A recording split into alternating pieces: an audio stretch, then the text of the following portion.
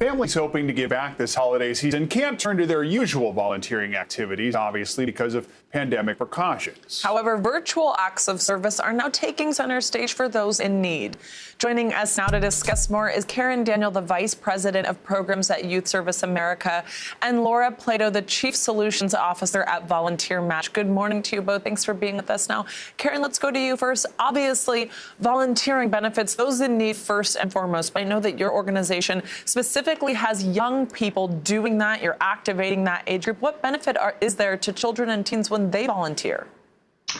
Thank you for having me. Yes, good morning. Youth service is more alive and active now than ever. Young people are finding such a sense of purpose during this uncertain time, and volunteering really allows them to have a sense of control over what's going on around them during a scary time.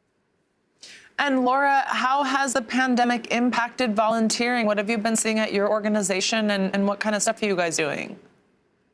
Savannah, we've seen a really big impact on volunteering this year, as you would expect. About 93% of all volunteering was canceled at the beginning of the pandemic, but luckily we've had some good recovery since then. So right now, I was actually just checked this morning on volunteermatch.org. There's about 295,000 volunteers needed just for kids and teens.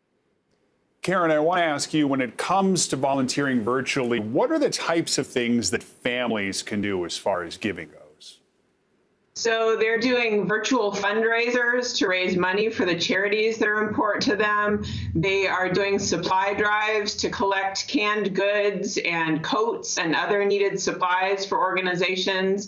And they're providing messages of support for essential workers, for seniors and others that are living alone. And they can do that in so many creative ways through artwork or writing letters or all kinds of things to really let their creativity show. Laura, I want to ask you, there are a lot of difficult issues that families are facing today. Where do you see the most need right now? We still see the most need, obviously, in our food pantries, our food banks. There's a huge amount of folks, as you know, who are out of work and are using food services for the first time. So that's a great place. And you can still do a lot of things virtually there, including canned drives, food drives from home. Definitely one of the biggest places. The second one, hospice. Now, Karen, with your organization working specifically with young people, what age of people mostly are volunteering with you, and what kind of stuff are they doing? What is it in particular about young people that sort of makes them a good fit for what's going on at your organization?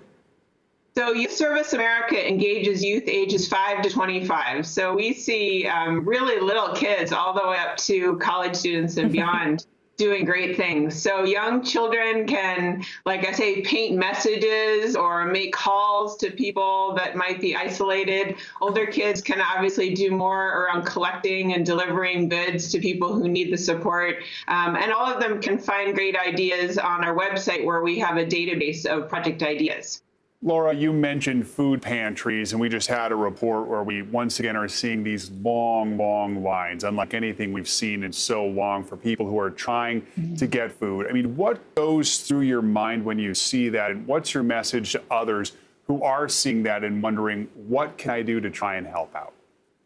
It's such a great question. You know, I think it really tugs your heart and makes you realize that it could be any one of us at any time. And so it's just important to find the thing that you're passionate about, that you love. If something like that really moves you, give a call to the organization, look online, as Karen said, find a way to get involved. And the younger you can get involved, the better, because it really does build a habit of caring about your community, caring about your fellow people. And of course, just getting out there and doing something makes you feel so much better. It's good for your health as well as for your community.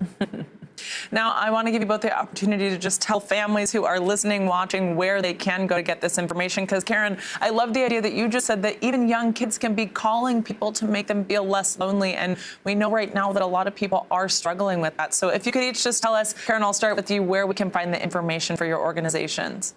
Sure. Youth Service America's website is ysa.org, and we have a lot of great project ideas and resources to help people plan projects. We also have 2 different $500 grants available to support projects that after-school programs and young people can apply for, and that's ysa.org.